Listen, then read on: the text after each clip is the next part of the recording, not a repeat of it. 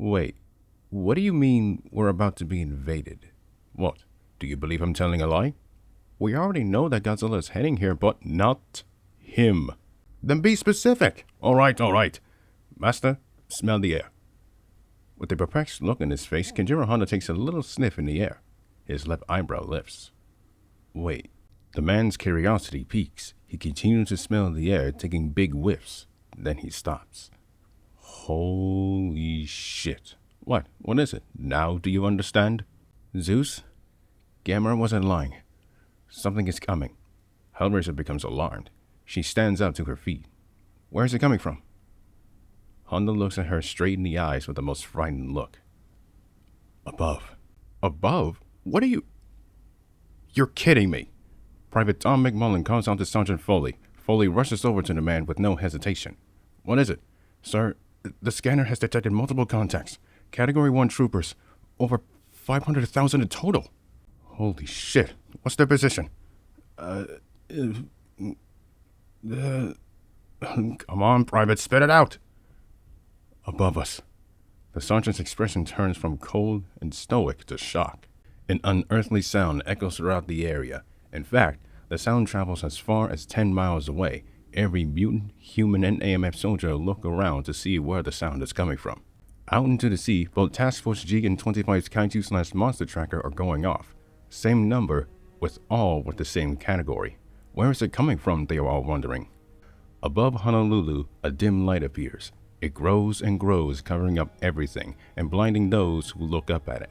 The light fades away as quick as it arrives. Now, every human, soldier, and mutant looks up to see what had caused it. The reaction is one of shock and awe.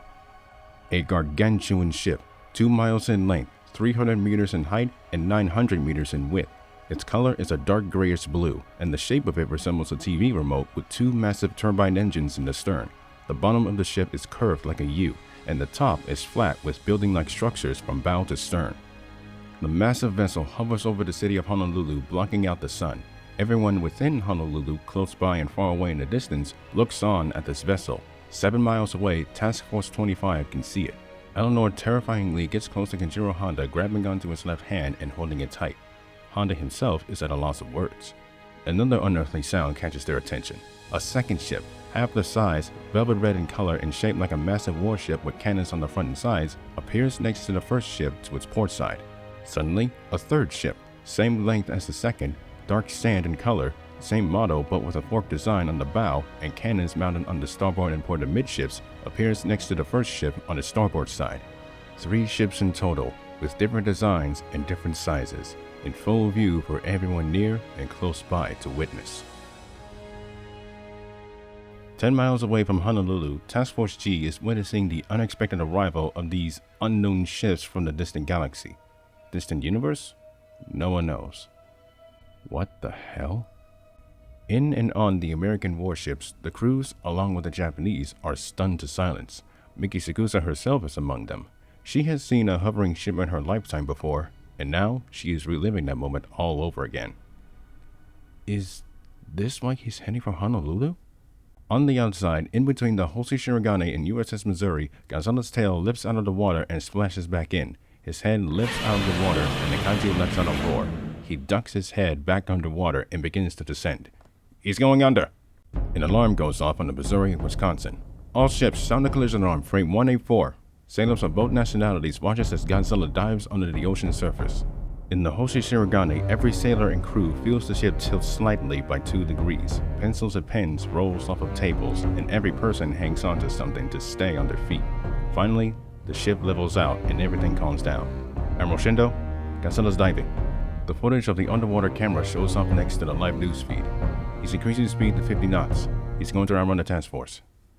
On one hand, the Admiral breathes a small sigh of relief. None of his forces or the Americans fired a single shot. On the other hand, he finally knows the reason why Godzilla is heading for America itself. But he is not going to take any chances. Have 5 Harrier jets on standby. Once Godzilla makes landfall, deploy them. Meanwhile, send out a message to Hickam Field. Aye aye. Sakusa turns around from the screen and runs out of the room, with Shindo catching her going off. And there she goes. The 40-year-old Esper races down the corridor, passing by sailors and crewmen. Finally, she opens the door and steps out onto the flight deck of the battle carrier. She spots a Mitsubishi H-60 helicopter. She runs to the aircraft and gets inside of it. The pilot looks behind them and asks Miki why she's in the chopper. The sudden voice of Shindo comes on the radio informing the pilots to take her to Hickam Field. Without going against the Admiral's order, they accept it. 30 seconds later, the H-60, codenamed B-72, takes off from the flight deck. Inside, Sakusa puts on a life vest, just in case. Suddenly, a message goes out to Task Force G. All ships, once we get within 5 miles, everyone shall report to their battle stations. Who knows what these aliens are capable of?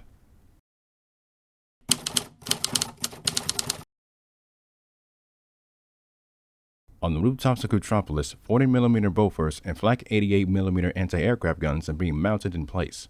For each rooftop, there are 2 or 3 of them. Once everything is set, all of the guns points out into the open skies above the Pacific.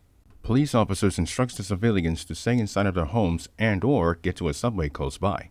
Most, if not all of the civilians, are confused, but the police tells them that they are about to be invaded. Immediately, every citizen in the city thinks that the Americans are about to invade them. As it turns out, it's far from the truth. Inside of the naval base, sailors and crews run to their assigned respective ships as alarms goes off all around them.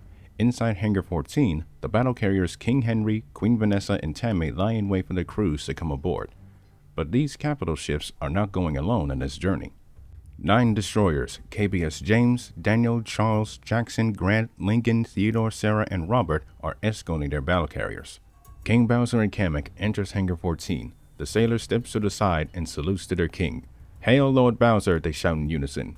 As they walk past them, the former Dragonborn, Edward Anderson, walks closely behind them. Rightfully so, the Koopas becomes confused. Why is this single human walking with the king? One Koopa walks up to Bowser.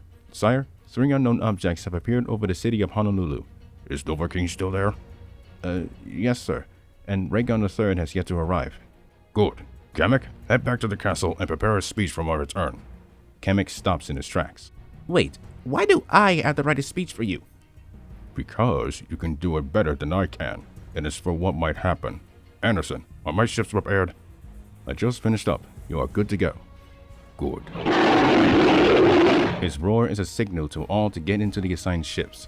Both Bowser and Anderson enters the King Henry and makes their way through its corridors to the bridge. "How many ships are in this royal fleet of yours?" 12. But my main concern is where are Hal and Jeff reporting, sir?" Robert and Edward looks to their right.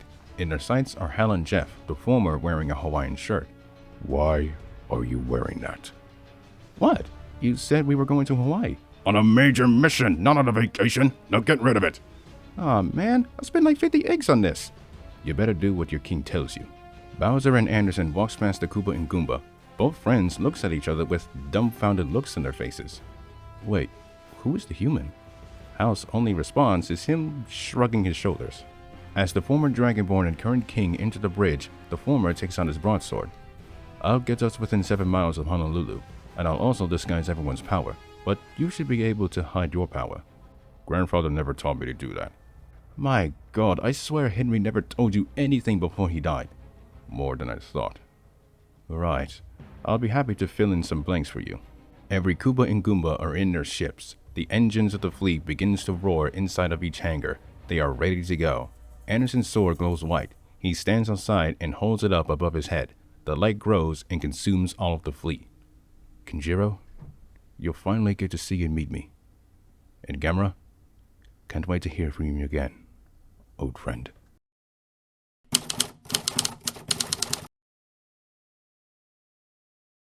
Back in the city, Honda looks up at the massive ships that are hovering above every human in the vicinity. Is this what you've been talking about this whole time? More or less, yes. Kenji's attitude goes from stunned silence to irritated anger in an instant. You son of a bitch. What? Why didn't you say anything beforehand? You didn't ask. Fuck off. Didn't ask my ass. At least drop a hint once in a while. Well, how about saying something to me, you stupid bellend? Will you two shut up and focus? Your mistress is right. Of course I'm right. Wait, mistress? Honda looks back up at the main ship. Its underside has every part of machinery and neon blue and white lights on full display. From end to end, it is very clear that the technology is far more advanced than what the humans are used to. Honda looks all over the underside. Then he spots something that catches his eye. A massive hole on the starboard amidships. Hey, what's with that massive hole right there? Eleanor spots the hole that Kenji is pointing at. Well, I don't know. Must have hit something on the way here? Probably. But do you know what this means? What? Honda stumps on the ground with his right foot. It's a perfect time to get some answers. Wait, what? Dragonborn launches himself into the air. The humans and AMF soldiers watches him as he ascends up towards the massive ship with a massive hole. Eleanor surrounds herself with electricity and groans to herself. Oh, god damn it, I knew he was going to do something stupid. She launches herself up into the air, reaching Kenjiro. The two enter through the hole into the massive space vessel. Once they are inside, they land on their feet. Whoa. Both Harrington and Honda looks at their surroundings. The walls are lit up with light blue neon, and the structures of the walls and floor looks like it was built by hand, with white neon lighting up in some areas, almost like every science fiction movie or show even. Okay, let's find the one who is in charge. As he begins to walk ahead, Eleanor walks beside him, timidly holding his right hand tightly. The two walks down the long but spacious corridor, looking at some of the halls they pass by. They notice that it is mostly quiet. The ambient beeps and bops are heard everywhere they go. They are expecting an alien or something to appear on board. But even so, the mutant and Mukon King keeps an eye out for anything. A hissing sound is heard. The two takes cover down another corridor with its large doorway opening and closing as they enter. On the other side, they can hear the sound of marching feet. There are indeed life on the ship itself, but they do not know how many. They continue down a new corridor. Suddenly, they hear more marching feet. Eleanor pulls Kenjiro into a dark room. Inside, as they hug against the wall, they cover each other's mouths to not make a sound. As the door closes, they wait for the marching feet to pass by. From the inside, it doesn't sound like anything unearthly. It sounds like human marching. The sound fades away, then it is gone. The room that they are in lights up in light blue and white. The neon lights travel through the walls and floor, revealing it to be a very massive room, and it also reveals tables, seats, and bookshelves. Kenji walks up and examines some of the books on one of the shelves. The language on the book covers are unrecognizable, curved in straight lines that make some unrecognizable shapes. A question enters the young man's mind. How advanced and intelligent are these unknown beings? He starts to feel shaking in his right hand. He looks down at it, then gradually looks up at Eleanor's face. You alright? This is freaking me out, Kenji. I don't even know what to think of all of this. Neither do I.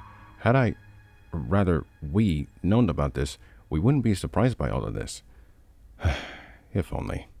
Eleanor immediately creates an electric sword. Kenjiro balls up his left fist and prepares himself. An individual comes through a curtain-covered doorway. It brushes its dark gray hair and adjusts its Roman-style gladiator English knight-like uniform. Looking up and down, Ellie and Kenji can see that it doesn't look like any traditional little green alien men. It stands at 7 feet and it looks like a human, minus the fact that it has reptile-like legs with skin-tight boots covering the feet. The alien speaks to them. Unsurprisingly, the two humans cannot understand it. It notices this. It looks behind it and grabs a string-like device. It wraps the device around its neck and pushes the button on its left side. It clears his throat and rests his arms behind his back. Are you one of the inhabitants of this planet? We are. My apologies for our sudden arrival. Our systems were down and we didn't get a chance to communicate to you in advance. Huh?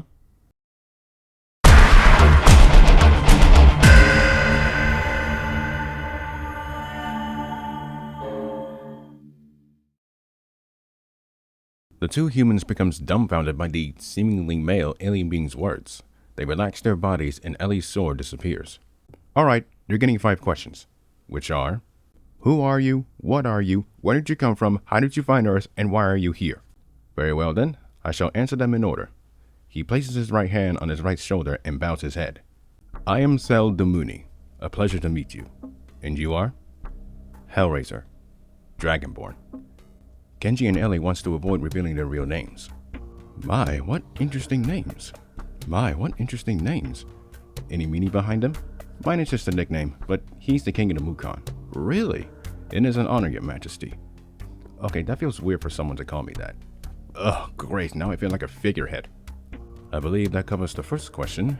Now, for the second. I am, as well as these crews on these ships, are known as Niburians from the planet formerly known as Nibiru. Oh, I believe that covers questions 2 and 3. Wait, Nibiru?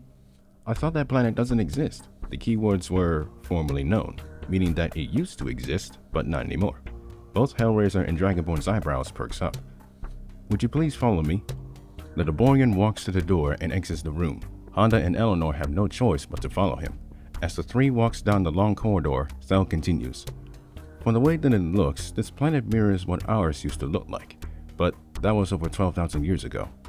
How long have you Niburians been around? 50,000 years. Interesting. Humans have lived on this planet for 200,000 years. Honda taps his forehead to get Gamera to not say anything else. Fascinating. It seems that we came after you.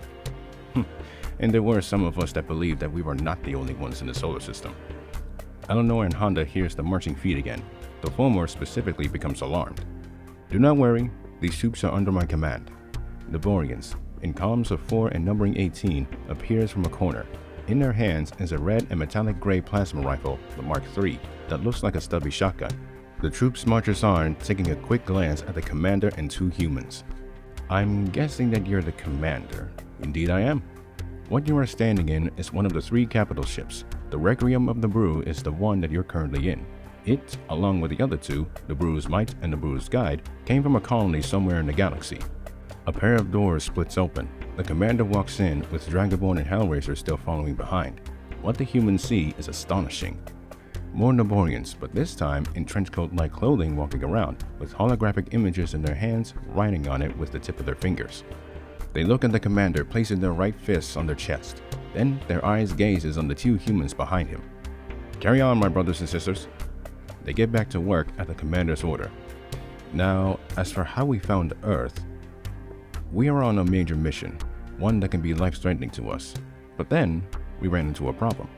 What kind of problem? As this fleet was hovering over the red planet, a straight blast of energy hit below the left side of the Requiem. The Muni turns around and looks at Kenjiro. Your Majesty, do you know anything about that? Not at all.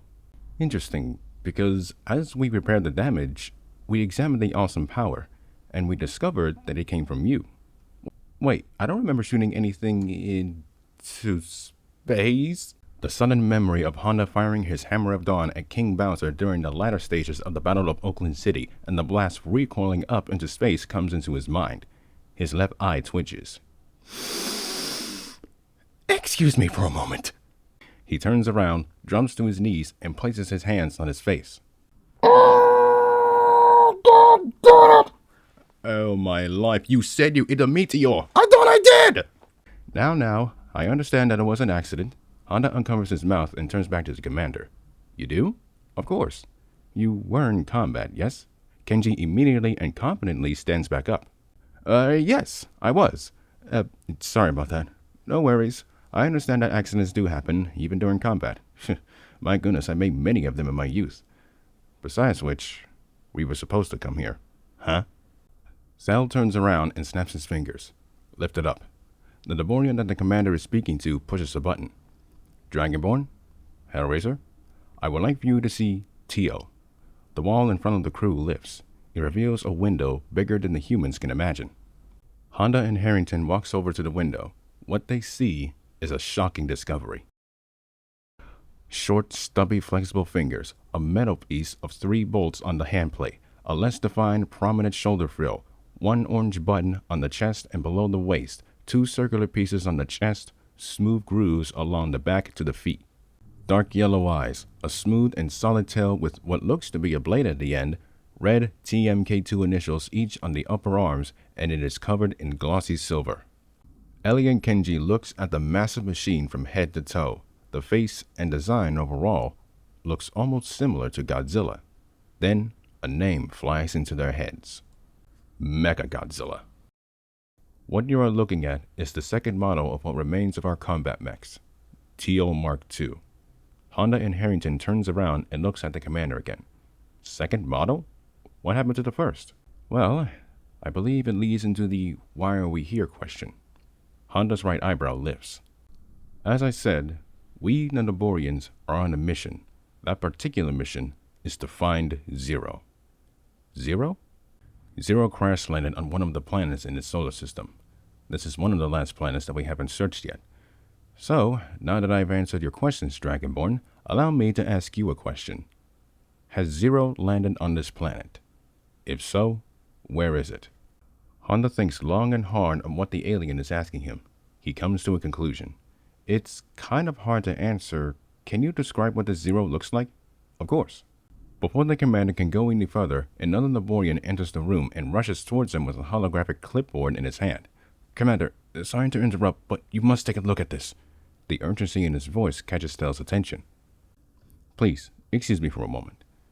Both he and Nee turn their backs on the 2 humans. Eleanor turns around and looks back at Mechagodzilla. She digs into her left pocket and takes out her phone. She aims it at the machine and records it from head to toe. The video also captures the entire hangar that the mech is housed in, with the mechanics roaming around it. She stops recording. She goes into her contacts, scrolls to her father's name, and sends the video to him. Kenjiro notices this. What are you doing? Sending this to the old man. He's going to want to see this. The video is successfully sent to Elliot. Suddenly, the hand of Thel reaches past her and grabs her phone. As she and Kenji turns to him, a red, pistol-like weapon, the RG-1, aims in their faces. They look at the Mooney's face, and it is no longer resembling a calm and collective attitude, but now resembling anger and intimidation. Scan this. Nee takes Eleanor's phone and begins scanning it. What is going on here? Tell me. Why is our technology all over this planet? Wait, what? A complete scan of this planet's technology was made. What I am told, most of our technology on your military side is very similar to our own. Care to explain, bandits? Bandits? This is the first time we're seeing your kind. You, yes, but I'm certain that there are others who may have known of our existence. I could go as far as to say that you anticipated our arrival, knowing that we're searching for Zero. Sir, this communication device has some remnants of visit. Then there's only one way how. Zero is here. Huh? If our technology is established on this planet, then Zero must be here. So where is it? You still haven't told us what this Zero looks like. I'm pretty sure you saw it in your lifetime. Okay, why don't we all calm down and talk this out? A voice on the intercom shouts inside of the room. Warning, unknown vessels and vehicles near. That will no longer be necessary. You will be placed into custody, and we will launch Teeyol and the army against these bandits, and we will find Zero ourselves. What the fuck? Nee, inform the bridge that Teeyol must be launched immediately. Nee looks at his commander with shock. But sir, the Emperor will not be pleased the mech is deployed on a potential ally. Sal turns his head towards him. I'm sure he will be pleased to know of these bandits' existence. The moment he finishes his sentence, Honda punches him in the face, sending the commander flying, crashing against the wall. Honda grabs Ellie's phone from Lee's hand and tosses it back to its owner. Hellraiser grabs the phone, and she and Dragonborn runs out of the room. As they run for their lives, the alarms within the ship goes off. Messages in Naborian relays to all. Intruders on board, kill on sight. Honda puts Eleanor on his back and runs down the corridor. He hops over many columns of Naborian soldiers who are firing at them with RG-3s. The 3-round burst energy blast flies all around them, but none hits the 2 humans since Honda is running so fast. Cutting down another corridor, the 2 spots the same hole they entered through. They jump through it back into the outside, with Honda closing the hole as he goes through so that no Naborian could follow them. As the 2 falls back down to Earth, Eleanor explodes with anger, going into a rant. Honda is more calmer, but he too feels the rage within. He looks out into the Pacific. He spots Task Force 25 3 miles from the beach. Then he smells the air. The one kaiju is very near. Honda catches Harrington in midair and slows down as he lands back on solid dirt. Great! Now what the hell are we supposed to do? Something very stupid. Wait, what? Hey! What the hell were you two thinking? Sergeant Foley, who was waiting patiently for the two to return, runs up to them. What if something happened between you two? Do you know how hard it would be to explain to Elliot that... Yeah, I get that, but listen. Now is not the time to start bitching on us. Right now, I need you to get every man and women ready for what is about to happen next. What the... Dragonborn, you better start explaining. Long story short, we found the leader of this fleet. We talked. We thought we had an understanding. Suddenly, we were shown Mechagodzilla. We were blamed for stealing their technology. And then... negotiations broke down. Now they see us humans as the enemy. Wait, what do you mean you were shown Mechagodzilla?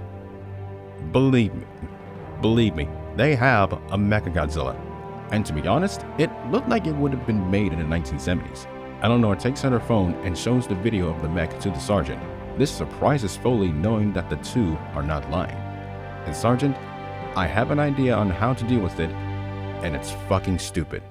All around the Requiem of the Nibiru, alarms are going off. In the starboard and port amidships, Niburian soldiers run into massive hangars, grabbing supplies and equipment. Placed all throughout are transport vehicles, the Golems they call them, where it can transport 10 to 15 soldiers each. In the bridge, further in the midships, Thel, recovering from the punch he had received, walks in, being saluted by his crew. As he walks over to a chair in the middle of the room, large screens appears on the walls around them. The one to his right shows another commander from the Nibiru's might. What in the stars is going on? Happy to hear from you too, Hezkizuni. Thel, what is happening? We have discovered that Zero is on this planet. Not only that, but the humans all over this planet are really bandits. We must act immediately. What? Thel, this is not protocol. It doesn't matter. Prepare your ship for battle. Another screen appears on his left. Captain Milbu, prepare your ship for battle. We are eliminating these bandits. Right away, Commander. Both screens disappears and the main screen changes to what's going on outside of the ship. In the hangar that Mechagodzilla is in, the machine itself activates. Back in the Booth District Park, hell no. That is beyond stupid. Yes, I know it's stupid, but think about it. Why do you think Gamera called out Godzilla to begin with? It's probably because of that. And yes, I really don't want Bowser anywhere near this, but what choice do I have? Plus, it's not even my idea to bring him into this. Kenjiro Honda, there are currently over 339,000 people living in Honolulu, and yet you want to turn the entire city into a war zone? Let me answer that question with another question. Do you want these aliens to take over and shove an anal probe up your ass, or do you want to fight for your existence? Yes, using the kaiju to fight Mechagodzilla in an urban city is a terrible idea, but time is of the essence. And if we succeed, and could somehow convince Bowser to fight with us, we might have a chance against them. What the US AMF has to do in the meantime is to focus their attention on the Niburians, not us. This is our only shot, Foley. Make the decision. Without saying another word, Sergeant Foley turns around in frustration. After much thinking, he groans to himself and looks over to one of the privates. Private Johnson, send on a message to every airbase in Oahu. I need every available squadron in the air. Tell the bases that we are now fighting for the safety of our planet. The private salutes the sergeant and runs over to the radio operator, telling him to send a message to every airbase in Oahu. Foley turns back to Honda. Don't make me regret my decision, Dragonborn. And please, make the damages minimal. Foley walks away, shouting to his men and women to scatter and get ready for the incoming assault. Honda turns to Eleanor, who is on her phone. What are you doing now? Telling Dad to start fighting for his life. She puts her phone back into her pocket and stares at Honda in the eyes. Are you sure about this? Honda's left eye turns green. Absolutely. I'm totally not going to get used to that. Oh, you will. Now, get ready. And one piece of advice. Don't get killed and raise hell. A smile appears on her face. Eleanor jumps into the air away from the park. Dragonborn looks back up at the Requiem. A hatch amidships opens up from the bottom. Mechagodzilla is about to descend from the ship. Gamera, new rule. Whenever you sense an enemy kaiju, you spring into action. I will remember that. Now, just say the word. Let's do this.